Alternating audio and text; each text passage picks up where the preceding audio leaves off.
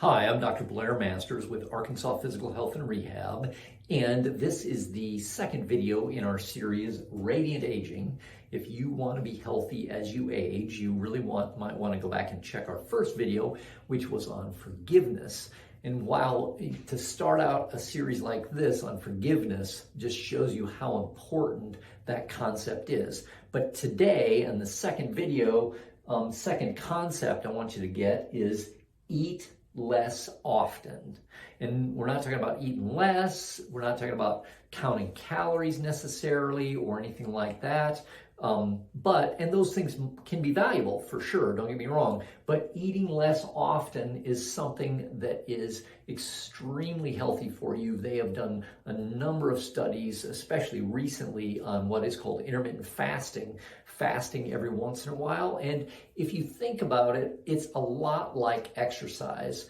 If you're in a situation where you exercise, say, 3 days a week, and you go out and you do something that gets your heart beating and stresses your body a little bit, fasting is kind of similar to this. It is a stress on your body to go without calories. And we'll talk about one of the things that does here toward the end of the video that is so good for you. But this concept is a lot easier to implement than most people think. When they think of fasting, they think of, Jesus and fasting for 40 days in the desert and oh my gosh, who can do that? Well, intermittent fasting doesn't have to be that hard, especially to start. So let's talk about it. Say you're in a situation where you eat breakfast at 7 a.m., you eat lunch at noon, and you get home and eat dinner at 6 p.m. Well, you are getting about a 13-hour time window when your body doesn't have any food to speak of. Now, a lot of people will be pushing this back a little bit, and they might have a snack before they go to bed or something like that, and that kind of ruins this as an issue. So that is an exception to this. But for intermittent fasting to be even a little bit effective, you've got to have about a 12-hour window. So this scenario works pretty good.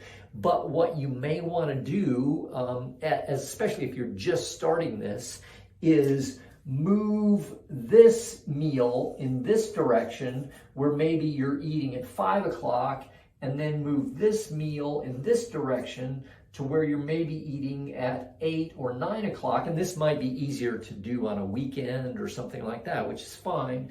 But then say you go 1 hour in each direction. We go from 5 and we go to 8.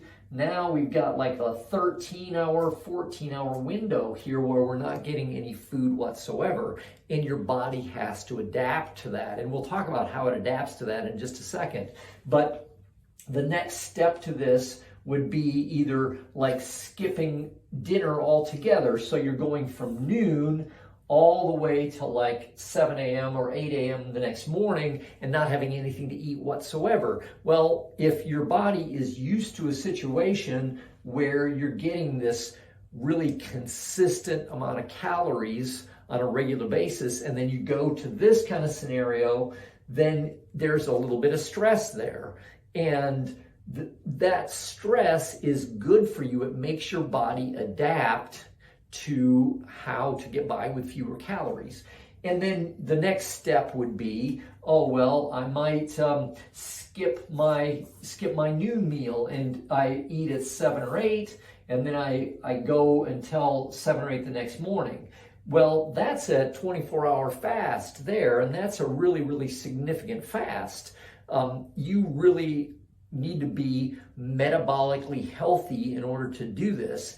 And your body says, whoa, we are really low on calories. We've got to take some steps to adapt to this situation. And this is just like going to the gym. Have you ever been like sore after you go to the gym, or you lift some weights, or you run and my legs are sore the next day, or I'm sore the next day, something like that? That's your body adapting to the demands that you're putting on it. And this is good for you. It really is. So what does it do metabolically?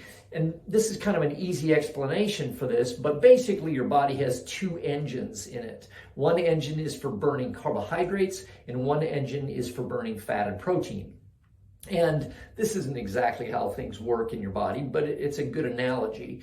And if your body gets carbohydrates on a very regular basis, and in our modern society, this happens all the time. You know, we have cereal or toast for breakfast, and then at noon we might have a granola bar at 10 or 30 or something like that. At noon we have a sandwich, which has carbohydrates in it, and then for dinner we might have pasta. So we're getting this supply of carbs all day long. Well, if your carbohydrate engine is given fuel, then it is the easiest one for your body to utilize. In other words, it's given the gasoline that it needs to do its job. So your body says, well, this is easiest for me because that fuel, that sugar, that carbohydrate is being delivered to the cells in the manner that it is burned primarily. So your body doesn't have to do much over here. So if it has a choice, then it's always going to choose this one.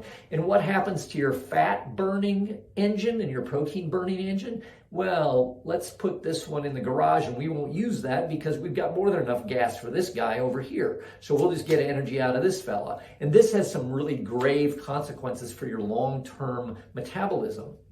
So what we need to do is to deprive the body of gasoline for this engine. In other words, we want to stop giving fuel to the carbohydrate burning engine and force your body to be in a situation where it has to burn protein, or, and most desirable, is fat. So we're feeding it protein and feeding it fat, but also going on a window of more than 12 hours, and longer usually is better, but you want to work up to that.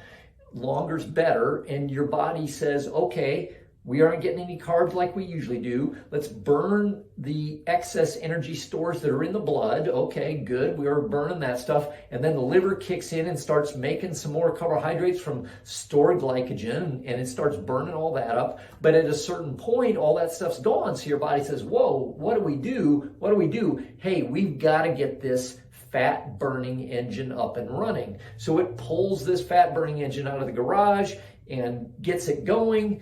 And this requires a little bit of effort on your body's part, and it's going to say, hey, what is this person doing to me? I don't like this. I want those carbohydrates back. So it's going to start having like a growly stomach, and you're going to be like feeling like your stomach's eating itself, and you're going to be really, really hungry and craving those carbohydrates. Don't give in to your cravings. Be in a situation where you force your body, just like exercise, to put this carbohydrate burning engine in the garage for a while and start up your fat burning engine. The fat burning engine gets to going, and then you've got a good balance instead of always relying on this engine over here. Now, there are some caveats that I want to bring up, and that is, you know, if you feel like, oh, I'm lightheaded, I'm about to pass out or something like that, obviously you need to eat. Then that is a really good sign that your body is not getting the fuel that it wants. However, that's also a good sign that you may be hypoglycemic, which may be a pre-diabetic situation, and you need to really address that. We have some vitamins here at the office that can really help that.